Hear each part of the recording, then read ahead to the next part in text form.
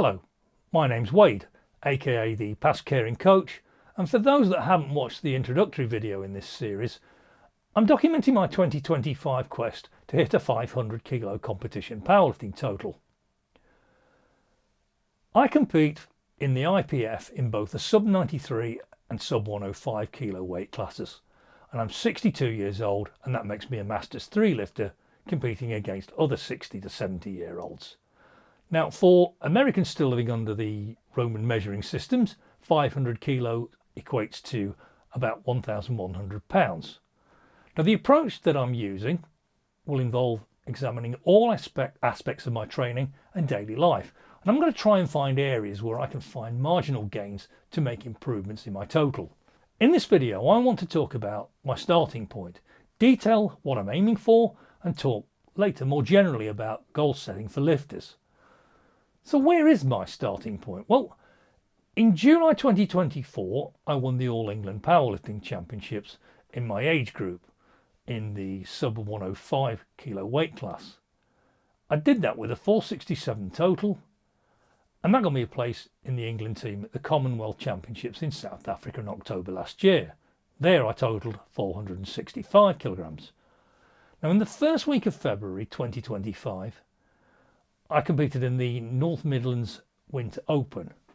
I did that without having to worry about chasing qualifying totals for British Masters or strategically selecting weights trying to win medals and dealing with high altitude venues and 9-hour flights as I did at Commonwealths. I was competing for fun and just to see where things were at 4 months on. Now, for this event, I didn't taper down from the high volume training I've been doing, and I hadn't done any strength specific phases of training to that point. That's still to come before Masters. At that meet I hit 170.5 in the squat to break the Masters 3 North Midlands squat record.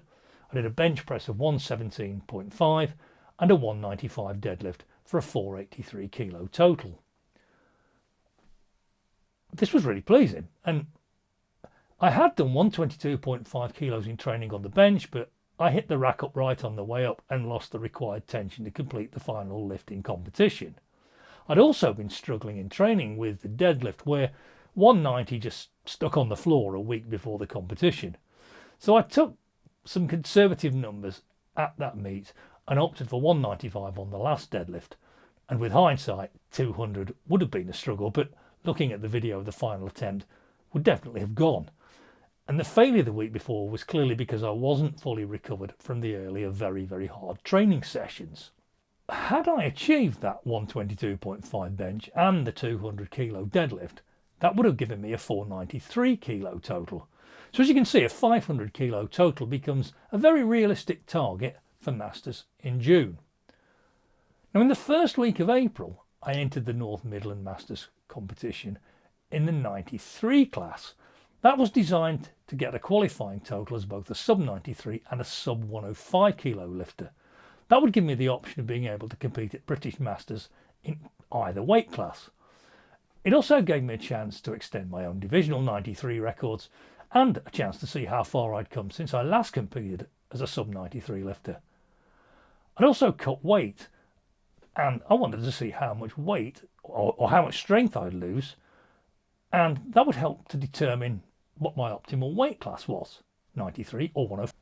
I cut the required 10 pounds by simply removing chocolate, ice cream and high sugar sports drinks from my diet. I had been competing as a sub 105, but I was always a fat 105 and a more natural 93, meaning that any weight loss from the cut should have been mainly fat, and as a result my numbers shouldn't have been massively affected by the weight loss. I'd look better and it would improve my health as well, and this actually proved to be the case. And as a 93, I hit a new divisional total of 471. This included the squat record of 165.5 and a new bench record of 115.5. Now, that total is obviously down on the 483 I hit as a sub 105 a couple of months earlier and in a heavier weight class, but only because I got greedy and I opted for and missed 175.5 on the squat and 200.5 on the deadlift, where 170 and 195 would probably have gone. More should go with a strength focused training block and a taper into Masters. That total would have only left me about 3 or 4 kilos down on my total in the heavier weight class, and that confirms that I'd lost mainly fat in the cut. And if you lose that much weight, even slowly, it does affect your technique. So, add a full block of strength training and a taper, and the 500 total at Masters in June or at All England 6 weeks later becomes a very realistic target as a sub 93, especially if I make the adjustments to training and lifestyle that I'm in the process of applying using the marginal gains approach. Now, I spoke about marginal gains in the first video of this series, and in this video, having set out where I'm starting from, I'm going to work through each of the areas where I think I can make those marginal gains. And I'm going to start with a discussion on the importance of goals in this process and how to go about setting them. Now, I just set my goals out very clearly here. I want to go over 500 kilos by British Masters in June 2025. So let's look at the process of goal setting. Now, any personal trainer that's ever been near a training manual will be aware of SMART goals.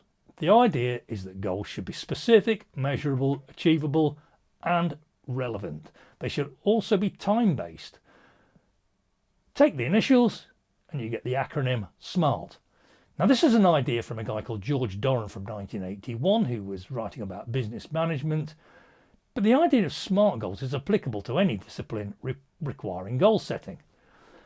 Now, the first point is that goals are more likely to be achieved if they're specific. Stating that you want to get fit is not specific. What does getting fit mean? Does it mean being a 10,000 metre runner capable of hitting an Olympic qualifying total or a competition lean bodybuilder? Or does it just simply mean that you can fit into your tightest jeans and walk away with your kids to the shop without collapsing in a heap? If your idea of being fit is to set a goal to lose 10 pounds of fat in the next 10 weeks through weight training and a 500 calorie per week deficit, that's highly specific. It also means that the rest of the criteria of the SMART goal requirements are met. It's measurable. You can look at today's date and jump on the scales at any point and measure progress. Now, by setting the number of weeks for achievement and the start point and end point, it's also time-based. Now, it has to be achieved by a specific point in time, and this provides an element of accountability, which is good for results, and it's going to be very, very helpful in achieving your goal. Now, aiming to lose 10 pounds in 10 weeks is realistic. Most of us can lose a pound of fat a week by disciplined diet, unless we're already very, very lean, of course.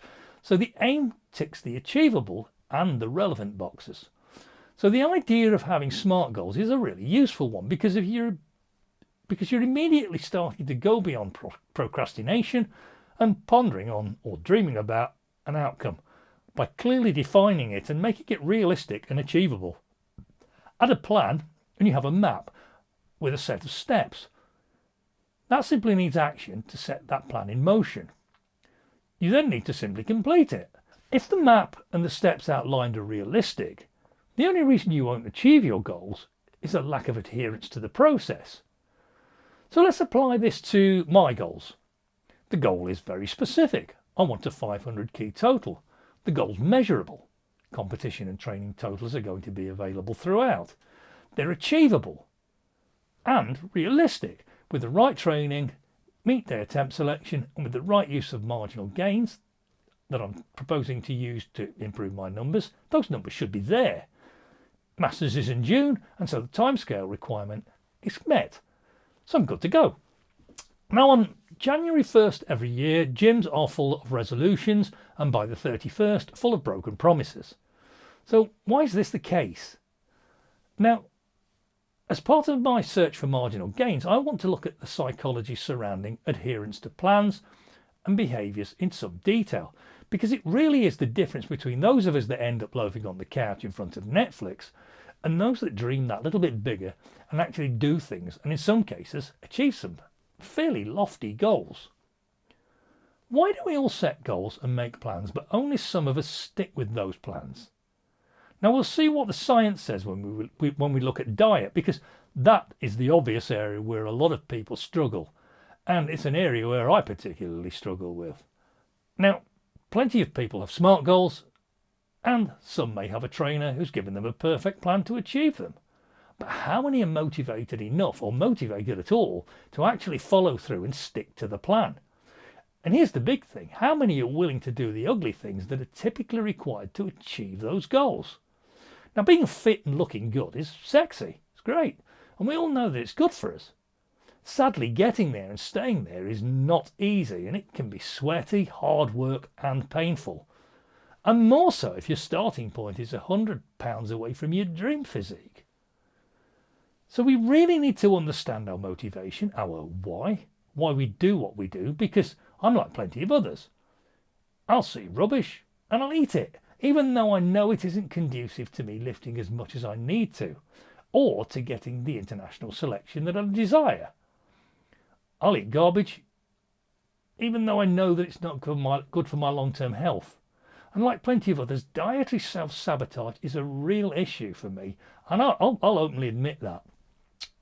Now, when we look at adherence to plans and a lack of adherence, we're getting into the science of addiction.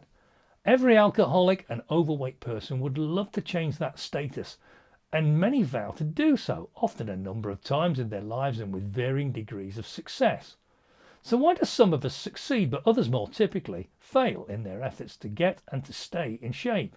Why do some manage to stick with the program, quite often for long periods of time, but fail to stick with it in the long term? If we can understand this, the chances of hitting goals are massively improved, because the goal setting and planning process, that's stunningly simple.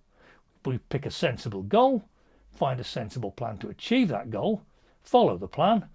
If we stick to it, we'll hit the goal. Now, the planning is a bit like punching a postcode into a sat-nav and following the instructions. The ugly bit is where we have to get up early, go out into the cold and start scraping the ice off the windscreen before we can start the journey in the car. That's the bit that gets in the way of us following our map. Now, in my case, and I would guess that I'm not alone in the powerlifting world, I think that there is a really interesting additional question here about selective adherence. I've trained for about 45 years, to the point where training is simply a habit, and anything other than training hard is just not an option for me. Even on days where I feel awful and can't be bothered, I know I'll train. Indeed, too often I'll find it hard to back off and have an easy session, even when the program says it's necessary. So that's another thing I need to look at, as the guilt that such an attitude can bring can actually sabotage gains in strength. Doing the training is easy for me because it's a habit. Ignoring the chocolate bar, despite the fact that I know I should, is another matter. That's incredibly difficult. So, is there such thing as being a partial or selective Spartan? I don't know, but I want to look at this because part of my goal setting and planning processes when trying to find marginal gains has to be to look at how to improve adherence to all of the necessary requirements for success, some of which are extremely simple but very, very boring and very obvious. Get proper sleep, hydrate properly, train regularly, don't under or overtrain, and eat for fuel, not for pleasure.